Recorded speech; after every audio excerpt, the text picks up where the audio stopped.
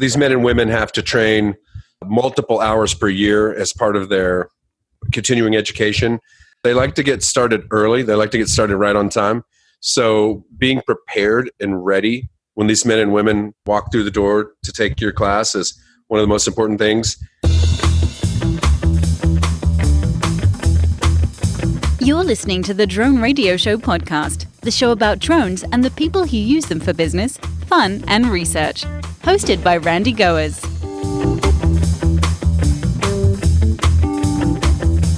Hello, everyone. This is Randy Goers, and welcome to the Drone Radio Show podcast, episode 230. What goes into creating a successful training program for first responders? For that question, we turn to Joey Edwards, Vice President of Operations for Argus Rising. Argus Rising provides drone training designed to equip public safety departments with the flight skills and knowledge needed to use drones in law enforcement and rescue operations. There are a lot of companies providing drone training today, and I wanted to find out, how do providers create training programs when there are so many competitive options? In this edition of the Drone Radio Show, Joey talks about Argus Rising and its first responder training, and what goes into creating successful drone training courses. But before we hear from Joey, I want to thank those of you who are supporting my funding campaign. Now you have the option of making a one-time donation in any amount by going to droneradioshow.com/donate. Whether it's $1, $100, or much more, you can help defray the cost of production and keep the podcast going and growing. And if you'd like to make a monthly contribution, you can still go to patreon.com/droneradioshow. So let's learn what makes a successful drone training program with Joey Edwards of Argus Rising. Let's pick up the interview where I asked Joey to introduce himself. Okay. Yeah, I'm Joey Edwards, and I'm the VP of Operations for Argus Rising First Responder Drone Training. Hey, Joey, tell us about Argus Rising. What does it do? Well, we specialize in training first responders and train officers and firefighters to operate their drones safely, efficiently, within the law, and learn techniques that are valuable in the field for helping to streamline their methods and, potentially save lives, keep themselves out of danger, and help citizens. So based on what you've described, I assume you're serving only the public safety sector. There's quite a few companies out there that do similar training, but none that I know of that specialize in firefighters, police officers, EMS, Border Patrol, private security companies. And we kind of found our niche with that. Initially, we started back in 2015. The company was founded and we were going to train civilians, just anybody and everybody, drone safety and proper techniques to safely operate your drone in public around other people. Keep yourself safe, keep your drone equipment and gear from getting crashed, to try to let people know that these are tools, not toys, basically. We say that all the time.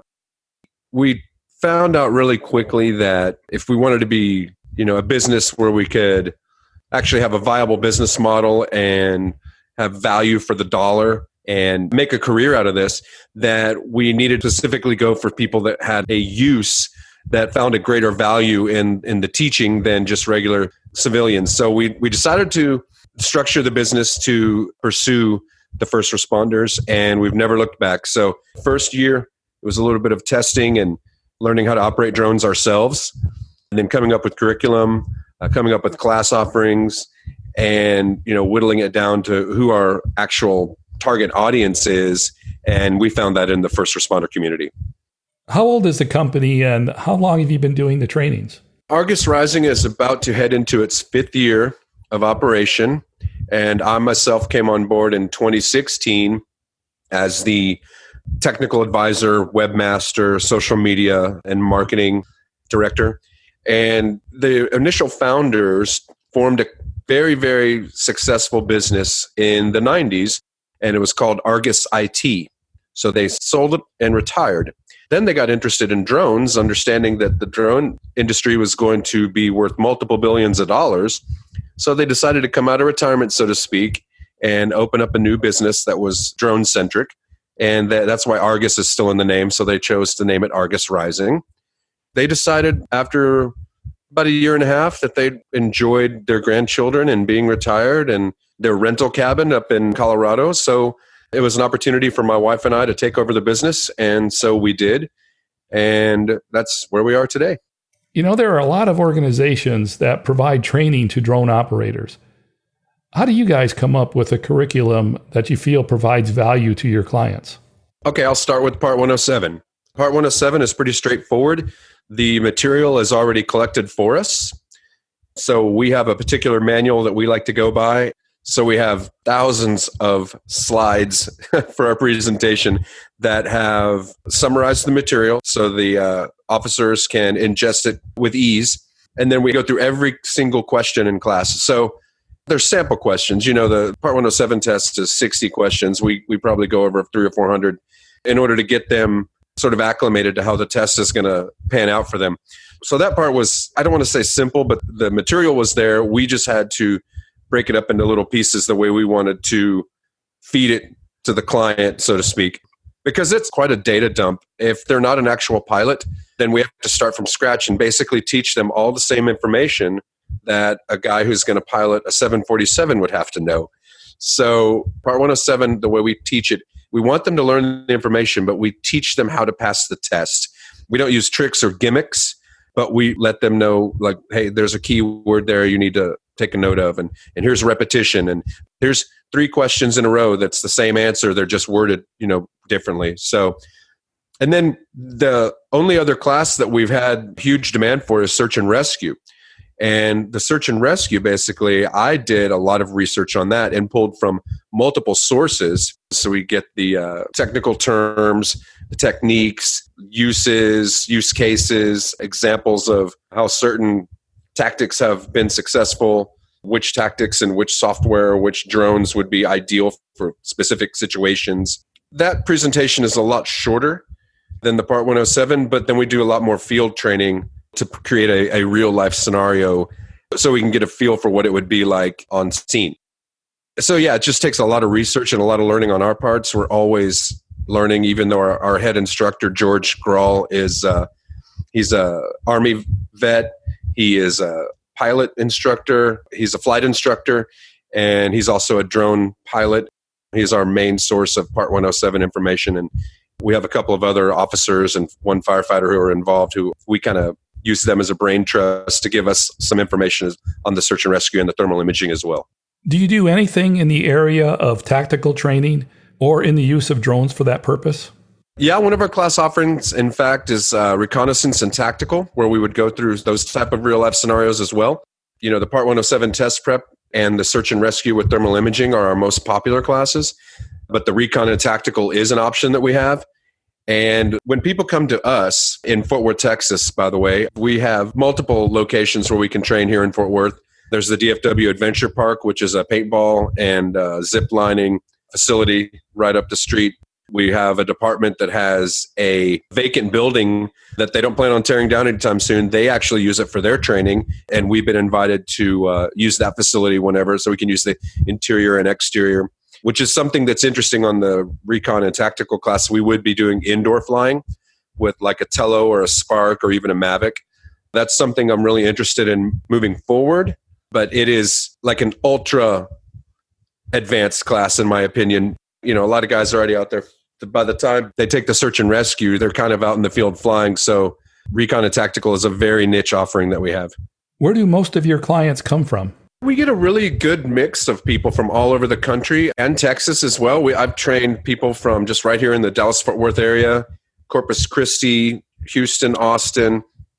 And we've also had people come to us from Louisiana, North Carolina, Indiana, Kansas, Arizona, Tennessee. So I kind of see a pattern. We don't get much from the West Coast. I feel like California, it's predominantly LA. Their sheriff's department has quite a bit of UAV programs already up and running. So I feel like maybe they sort of keep to the West Coast, but we're sort of Midwest and Southwest. We also travel. If someone has, 4 or 5 or more officers that they want to train, we will go to them. So if you come to us or we can come to you, we're very flexible on that. In your opinion, what makes for a successful training course?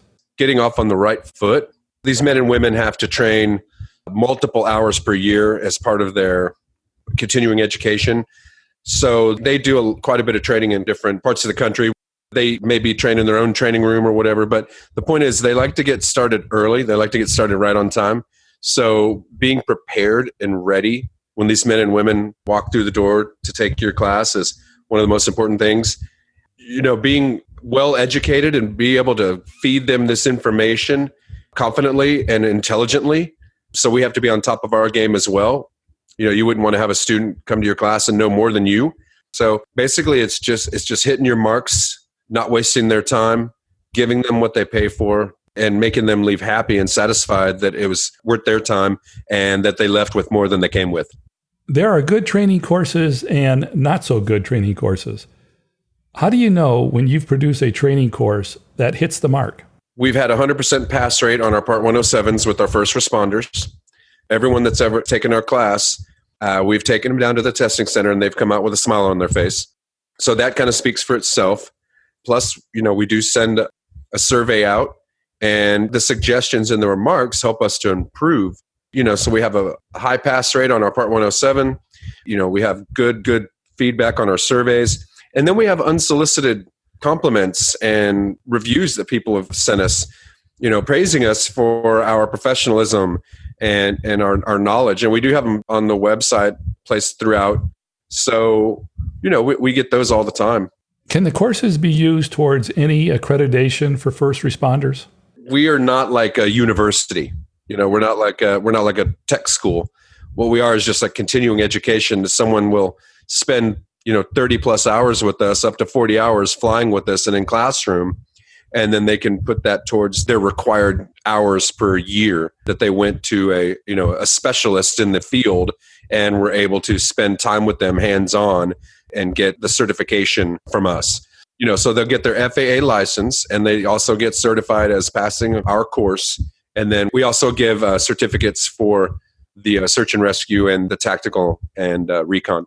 We have a few other class offerings. One is the one-day startup, where we can take someone who's just toying with the idea of starting a public safety drone program, and we can kind of give them tips on how to discuss this intelligently and fluently with their higher-ups, whether it be their chief, the mayor, or city council, or what have you. We kind of have a turnkey system here where we can take you from the beginning to starting up, to getting certified, to learning advanced techniques and skills, and then for those that want or need to come back every 2 years and do a Part 107 recurrent test refresher. Outside of the technical information provided in the courses, what should public safety drone operators keep in mind as they bring drones into their operations? So I think that being a good steward to the drone community by educating these officers and firefighters to use safe techniques and to be smart and responsible, which they all are anyway, but we just really try to enforce that and really ingrain that in them. And also, like I said, be a good steward to use positive terminology when you're discussing UAVs or SUAS or UAS or whatever you want to call it. They're all a drone. But, just don't be reckless and don't be disrespectful to people when they're curious. And, just always be on the up and up and do your best when you're out and flying your drones. And for my final question, Joey, what message would you like to leave regarding Argus Rising and training of first responders? I think first responders prefer going with Argus Rising for the basic fact that we specialize in training them only. We're not trying to make Part 107 drone pilots to go out and start their own photography or videography business. We do have fun in our classes, but we're very, very serious. It's very serious subject matter we're dealing with. We're dealing with people's lives. We're dealing with court cases, like whether it's insurance for a massive raging fire or, like I said, a missing grandparent or a missing child or even a water rescue or, things like that. So, there's a time and a place to have fun, and we do that.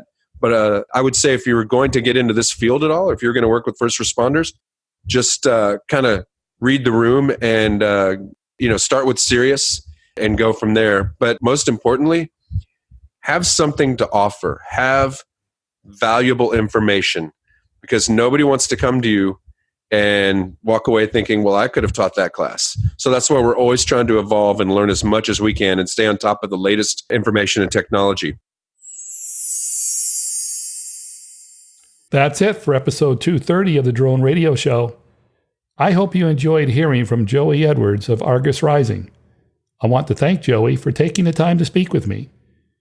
If you want to learn more about Argus Rising or want to connect with Joey, check out the webpage at argusrising.com.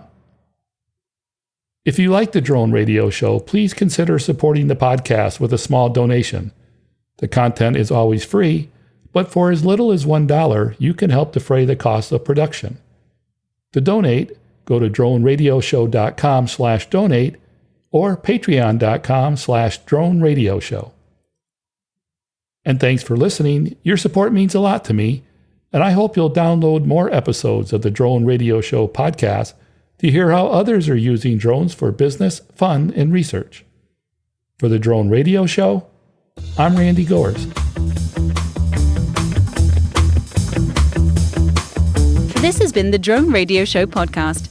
More information on today's show can be found on our website at www.droneradioshow.com. If you're using drone technology for business, fun, or research and would like to share your experience on the show, please visit our website and fill out a guest appearance application. And don't forget to follow us on your favorite social media channels.